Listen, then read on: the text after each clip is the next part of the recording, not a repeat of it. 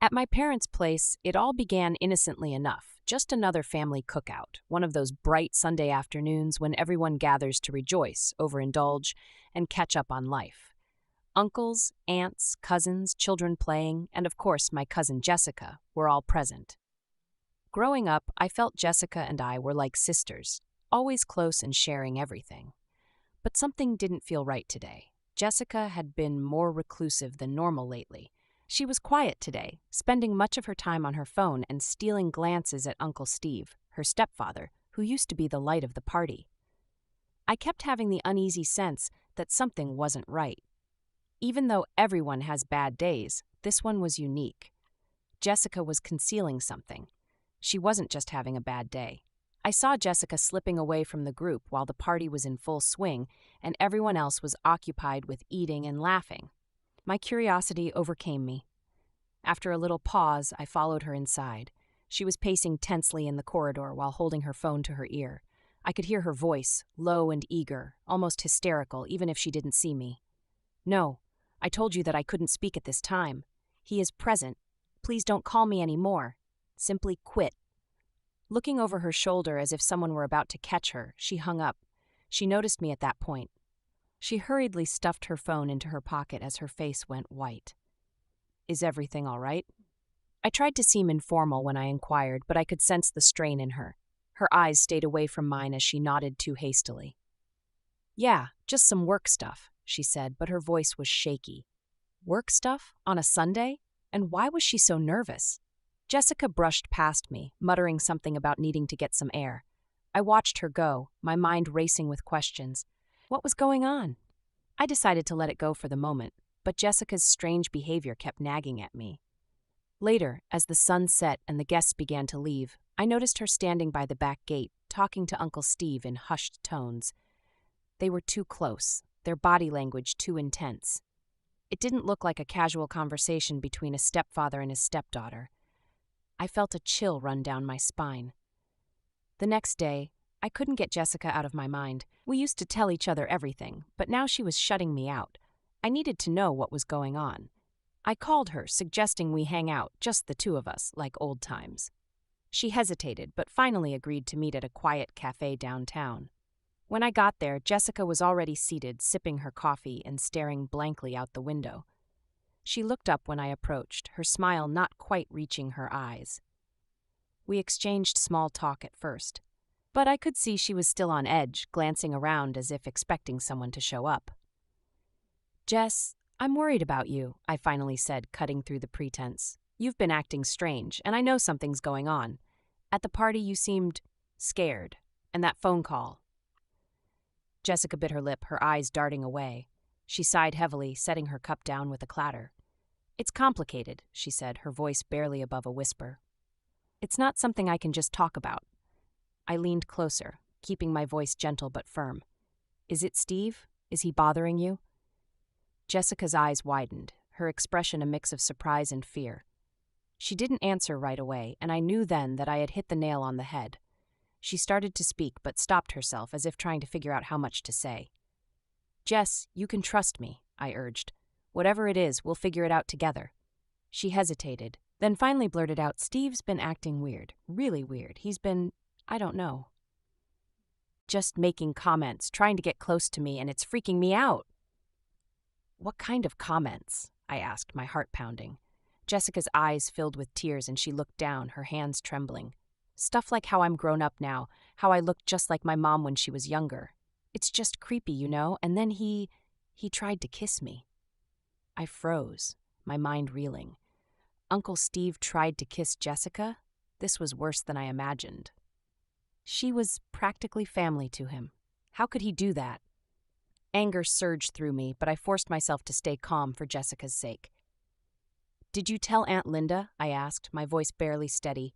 Jessica shook her head quickly. "No, I can't. She's so happy with him. I don't want to ruin that. And what if she doesn't believe me?" "Jess, you have to tell someone," I insisted. "This isn't just going to go away. You shouldn't have to deal with this alone."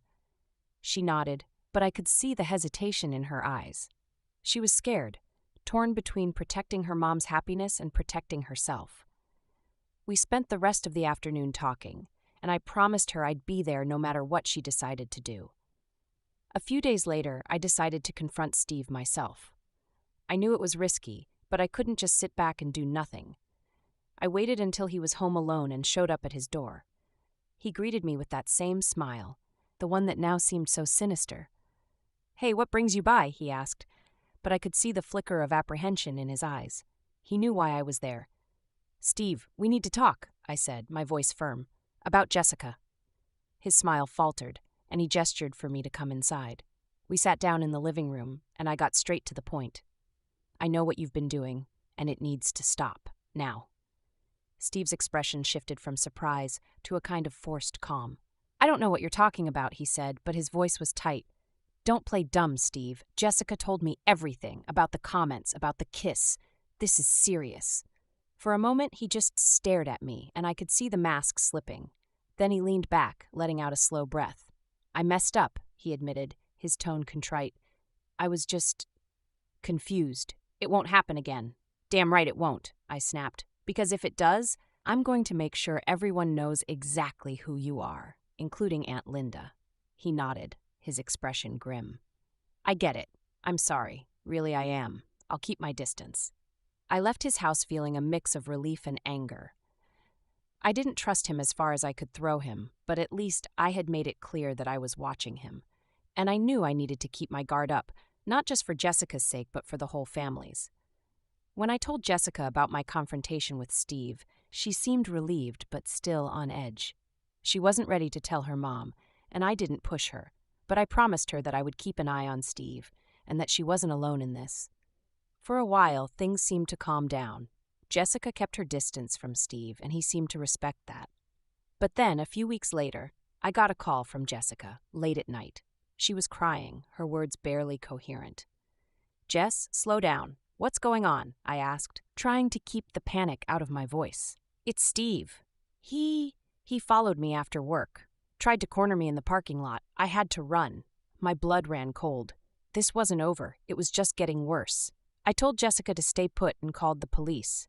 They took her statement, but without more evidence, there wasn't much they could do.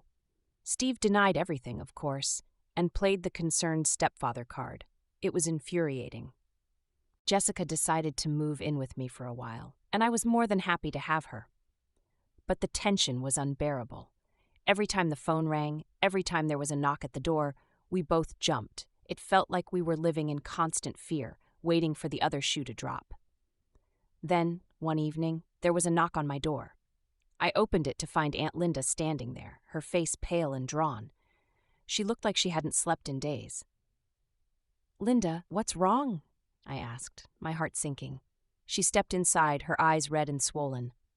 "I need to talk to Jessica," she said, her voice breaking. "Steve, he's confessed about everything. I had no idea. I thought he loved us." I called Jessica into the room, and when she saw her mom, she froze. There was a moment of tense silence, then Linda pulled Jessica into her arms, both of them sobbing. I stood back, giving them space, feeling a mix of relief and sadness. The truth was finally out, but the damage was done. In the weeks that followed, our family struggled to pick up the pieces. Linda filed for divorce, and Steve moved out of state. Jessica started seeing a therapist, trying to rebuild her trust and confidence. It wasn't easy, but we were all there for her, every step of the way. As for me, I learned a lot about family, about loyalty, and about the strength it takes to stand up for the ones you love. It wasn't easy to confront Steve, but it was the right thing to do. And in the end, that's what family is about, being there, no matter how tough things get. Jessica is still healing, and I know it will take time for her to fully move on from what happened. But she's strong, and she's surrounded by people who love her. And as for Steve, well, he's out of our lives for good. We may never fully recover from what he did, but we've learned to lean on each other, to be honest and open, and to never let anyone come between us again. Family is worth fighting for, and we'll keep fighting no matter what.